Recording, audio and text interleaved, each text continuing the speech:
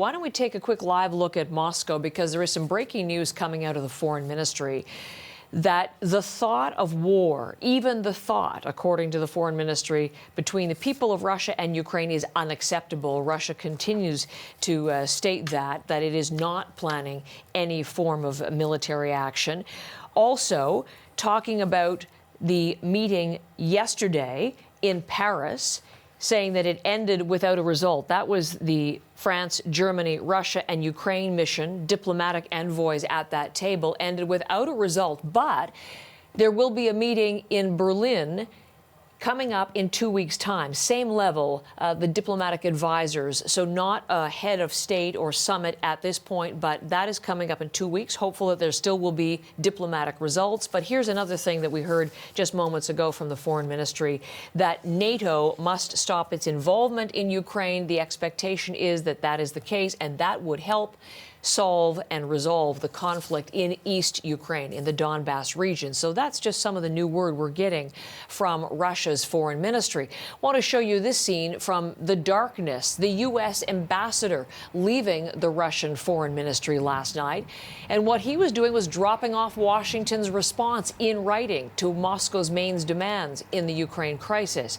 That response can be summed up in one word: no. No concessions, no negotiations on the threat from the U.S., Canada, and other NATO allies for a swift, severe, and united response if Russia takes military action against Ukraine. Briar Stewart is our Moscow correspondent, and she tells us more about what the Kremlin is saying this morning. Russia's Foreign Minister Sergei Lavrov spoke about that response, that written response this morning. And what he said is that the U.S. Didn't acknowledge Russia's main concerns, which was, of course, they wanted a block on Ukraine ever joining NATO and the withdrawal of NATO troops and infrastructure from countries that joined the alliance after 1997. That being said, Lavrov did add that there are some secondary issues where he sees room for dialogue.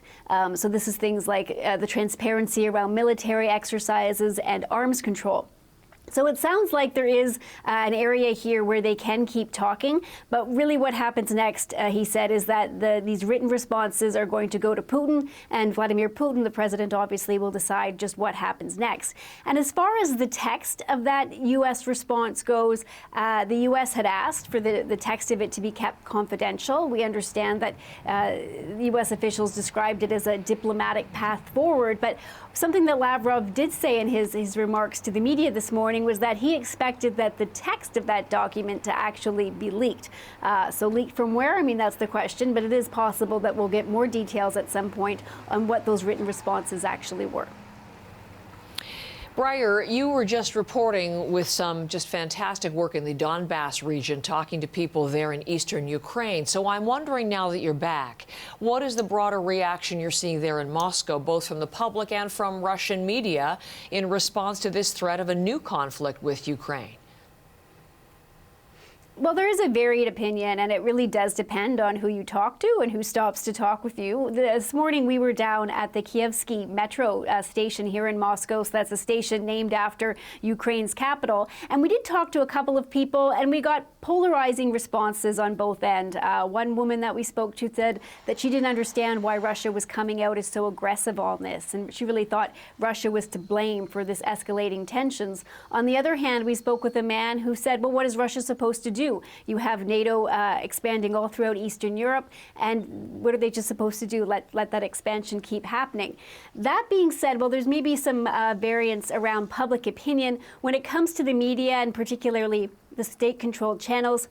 You're getting a unified opinion there. A lot of the pro-Kremlin friendly voices have been talking about just the West's obsession over Ukraine, and even using kind of a mocking tone to talk about the warnings over an invasion. There was quite a few broadcasters and anchors that were ridiculing countries like the U.S. and the U.K. To make decisions to withdraw staff from their embassies. So, I mean, that's the message that you're getting from the state-controlled channels, and that's not a surprise. But the reaction and the thoughts among the public are more differing. And of course, where things stand right now, it's going to go to President Putin. And Ukraine officials, interestingly enough, believe that It's going to take a couple of more weeks for Russia to respond. So Ukraine actually thinks that Russia may be in diplomatic mode for at least 2 more weeks.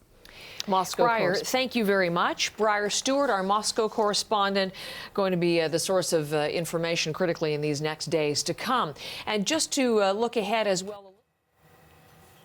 Earlier conversation there with Briar Stewart, obviously, as she is in our Moscow bureau, but bringing you up to date this morning, the Kremlin not ruling out another meeting between Sergei Lavrov and Antony Blinken, not ruling that out.